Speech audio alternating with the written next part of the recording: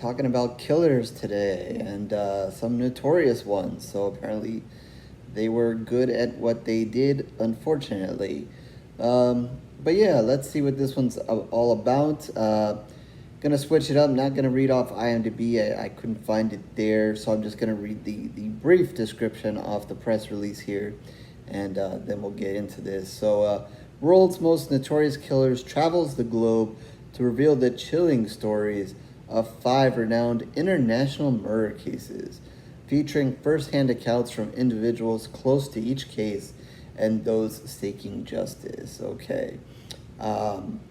Yeah, so as I mentioned, that's from the press release that we put up on Promote Horror. So if I remember, I will definitely try to include that link down below once I post this on YouTube and get this up and going.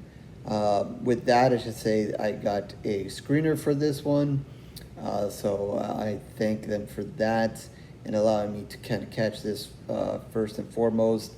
So with that, we'll try to keep this spoiler review. This is kind of a documentary, so not really that I'm spoiling anything, but I would just touch briefly on some of the things that are covered here in it. Definitely, again, like I said, the press release has a little bit more specific information if you're looking for that, and of course the trailer for it as well. So yeah, in this, and I should also mention, this will be streaming on Peacock. So for those of you who have Peacock, you guys can definitely catch it. I believe September 17th is the release date.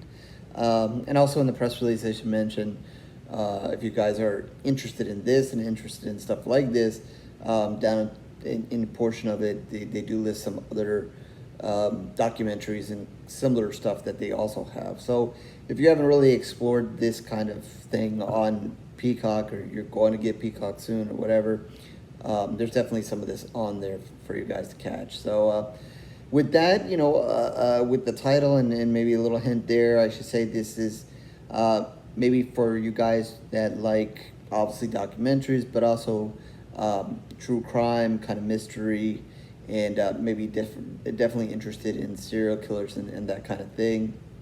What I liked about this, well, one of the things I liked about this is, a couple of them I might have heard in passing, but I didn't really know too much about many of these stories, in great detail or specifically.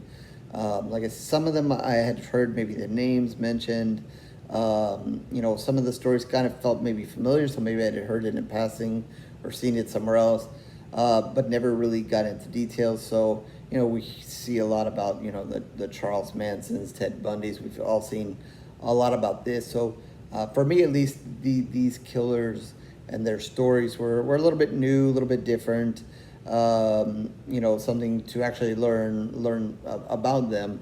And if you are familiar with some of these people, maybe you catch it and maybe you also learn something new. I don't know, depending on your how much you've gone through with some of these people, as far as other documentaries or stories you've seen about them. I also like that it's a little bit more international. So again, while some of the names I mentioned and a lot of the ones we usually see are ones that have been here in the United States, so we're familiar with those, and we've heard those names and at least know brief stories about them. These are a little bit more international. Some, I think there was one or two that did have some ties to the United States. So at least again, that's giving you something a little bit new, a little bit different there to kind of catch as well. So I don't want to bore you guys and go one by one and so forth. So I just kind of keep it in overall and try to move it along quick. The one it starts with is an interesting one to start with, and basically because it involved a couple. And, like I said, I try not to spoil too much of it, but it was a couple. And I guess the husband was really the focus to start. And I guess there was some missing girls, and I guess it was a search for them and what happened to them. And, a great portion of what they discuss, happens to do with the husband or the guy here. um, and then, they talk a little bit about, did the wife, I don't remember specifically if they were married or his girlfriend, boyfriend thing. But, his partner, how much was she involved? Was she part of it? And was later, was she found guilty of anything? So, that was an interesting thing. I've always, we see a lot always of one serial killer and so forth. But I thought that this was particularly interesting because, they tried to say he had somebody helping him and it was his other half. So I think that, adds a little element and, not something you typically see. So that was interesting. I should say that like it's kind of there in the description, most of these stories are told by policemen, investigators, someone who had direct ties to these cases. Usually they're interviewing several people.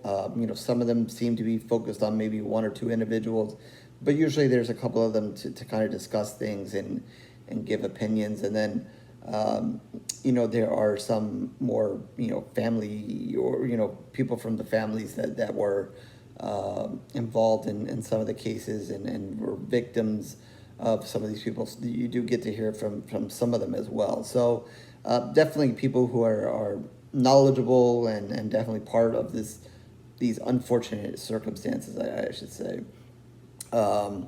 Another one, which I believe was the second one, this one actually had ties to the United States, and very interestingly enough, if I got the story correct, he not only killed people overseas where he was, but he also came here to Los Angeles and apparently killed people here too. So you kind of see, the two in two different places, them kind of talking about the investigation, and of course, when they were talking about the U.S. side in Los Angeles, it's kind of like, certain women were killed. I believe they were prostitutes, I believe. And, it's almost like, they're investigating, trying to figure out, but then the person is almost like not there. And, they're not there because they actually traveled back to where they were. And, it isn't until, and they go through it, how they eventually find this connection between the people that are killed there in this case that they're investigating overseas, and how similar the murders are, and then they eventually are able to tie everything together. And if I'm not mistaken, they actually, I guess not, I don't know if it's a spoiler or not, you guys kind of know, but I if I remember the story correctly, I think they actually caught him here when he happened to be here. So interesting, kind of international going back and forth serial killer there. That is kind of crazy in itself. There is what else here we got? A lot of these cases, these are all serial killers, and I think also you'll see that the sadness of everything is that like this one here says, there's 6 girls that gone missing. So, obviously they're serial killers for a reason. They've racked up, their kill count. But remember, this is not, like our typical horror movie. These are real life. So it's definitely sad to learn that, they got away with, so many, killings before they were eventually caught.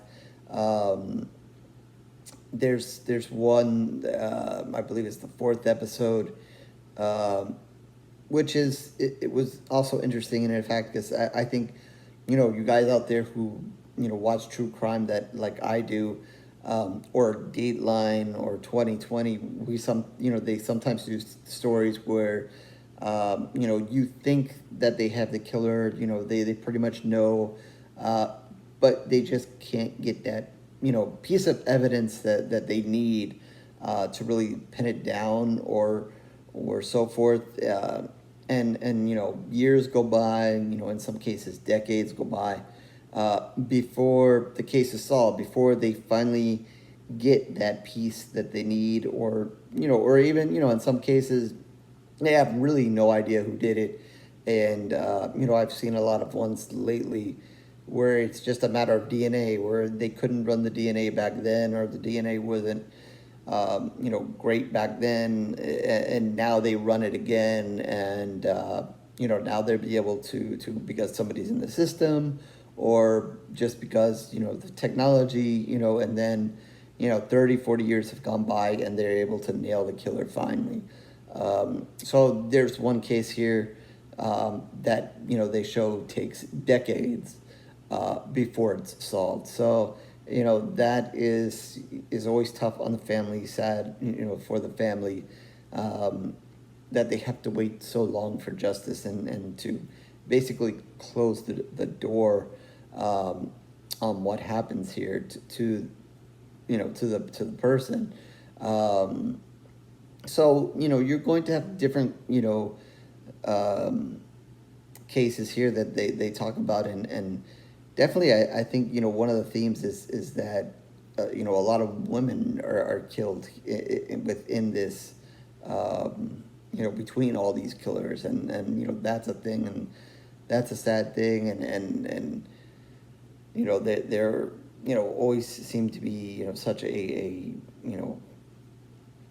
target for these serial killers. But if you go through all of these and kind of see how many people, like the one I'm just kind of looking here on the screen, he killed, this one here killed 6 girls alone. That's that's tough.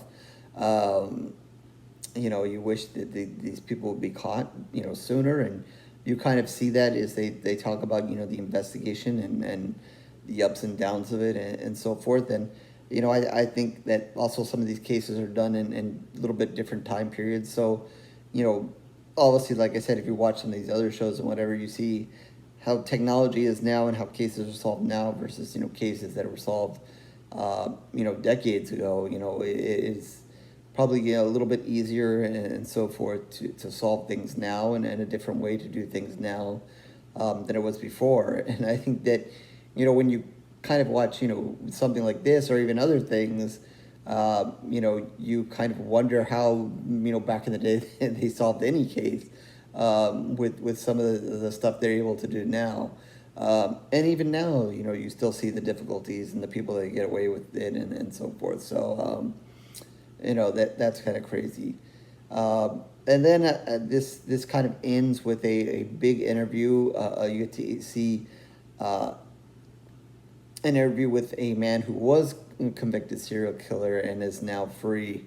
And you get to see a little bit new information, and you get to hear how there was a confession of the murder, and how this person kind of is talking about everything. So you kind of go through a lot of these things, and then it kind of finishes off strong there with an actual listening to somebody who is directly involved in all this, and the craziness. So I also thought there's a little bit of a common theme between some of the killers and how their stories ended, and again, I'm not trying to, I guess, spoil anything, but I guess they're big people when they're killing everybody, but then when their time has come to kind of serve it out and get their punishment, they can't deal with it, so they have to take the easy way out. So yeah, some of them kind of took the easier way out, and to me that's BS, but whatever. But we can all have our opinions about what happens to these people, and so forth. Whether they should be death penalty or serve life or whatever. And again, I know from some of the stuff that I've watched over the time, and it's always a learning thing. It's very good to watch these things and learn. Obviously, we have a level of knowledge about our justice system, but when you see overseas, things happening overseas, their justice system is done a little bit different depending on the country and so forth. So some countries have different ways of you know, convicting people, and then the time that they serve and what happens to them and so forth. So, that's another thing that you kind of learn, as you watch these things, especially the ones overseas. But yeah, unfortunately, some of these people didn't get to probably serve the time that they deserved to serve. But then, I know that a lot of people think that, they should either be put to the death penalty or they just don't deserve to live, period. So I guess if you're kind of in that camp, then yeah, whether they did it themselves or the government did it or whatever, they're gone and that's it. So, either way. So, yeah, so, at the end of the day, I definitely think that, again, if you're into true crime, if you're into mystery, if you're into learning about serial killers and that kind of thing, this is definitely, another one that you guys should check out. Each episode, I think, was, I believe there was 5 episodes, if I'm not mistaken. They were about an hour, roughly an hour, maybe a little bit more than an hour. But I thought they all did a pretty good job of kind of setting it up. They didn't go too long into, a whole introduction here. They kind of did a very quick introduction and then kind of jumped right into, the people or the first person or so, whatever, that was kind of killed to kind of get things started. And then kind of move the ball right into, they didn't really hold it, a great mystery of who did it. They kind of jump right into who did it. So you're not really, it's not one of those things where you're solving the crime with them. They kind of jump right into who the suspect was. Maybe some of them might drag it on a little bit further than others. But basically, you're going to know who did it. And then there's the discussion, of course, how they caught them, some of the evidence. What the person was doing. Like I said, the one that was kind of international, there's kind of there's discussion about that person kind of coming and going and I think that one was a particularly fascinating one, not only because it was international, but that person's story in general, because they would actually had been caught doing a crime before and actually ended up kind of like reform. Like I said, the laws are different in other countries or whatever, and you really get to see that in this case, and how this person kind of got their freedom and then went on and did some bad stuff, and you kind of look back and you're like, well, they definitely erred in letting this person go. So, things like that. So, I definitely think that, again, about the mystery, about true crime, but I also think, being overseas, being in a different place, maybe you don't know about these killers or as much about these killers. I think that's a good thing. So they're going to bring in definitely people that all of them are good to listen to. They tell their stories or angles very well. And I think, they give you what you need, some of the good information there. Without dragging it on too much and kind of just going through the case and then definitely kind of wrapping it up and telling you what happened to the person. And like I said, some of them probably don't get the fair punishment that they should, because they took the coward's way out. So so this is just a very targeted thing, very targeted audience. If you're into this kind of thing and you have Peacock, definitely check it out. If you're just, not into serial killers and not into documentaries and true crime kind of this, probably not for you. But I definitely encourage you. I know, horror fans, a lot of everybody's, into the movies and so forth. But, I think, over the years, really gotten into the true crime stuff and so forth. Big fan of the Datelines and 2020s and stuff like that. So if you're into that, this might be of interest to you. And like I said, if maybe you go through the press release and one of these two, one or two names kind of stick out, and maybe you do know a little bit about them, give it a watch. You can maybe skip forward to those episodes in itself if you're just interested in those killers, and kind of check that out. So with that, I think I'm going to give it 3 pools of blood out of 5. Sometimes documentaries are a little hard to kind of give it a pool of blood kind of rating, because I usually judge the movies on a different thing to this. But I definitely thought it was interesting. Definitely some different interesting stories here. I definitely learned a lot, so I think that's kind of another reason why I give it that. Yeah, so again, it's something new, and on Peacock, and like I said, the press release will be down below, and if you do have Peacock, there's, I guess, other stuff to catch that's similar to this as well. So again, that's 3 pools of blood out of 5. Hope you guys enjoy this docuseries here. So yeah, horrorscorereviews.blogspot.com. It's where you can find all of my reviews, written and video. Obviously, written reviews, you have to go a little bit ways back.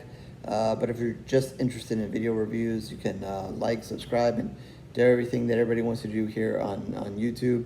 But if not, it is okay, no worries. I thank you for your time regardless.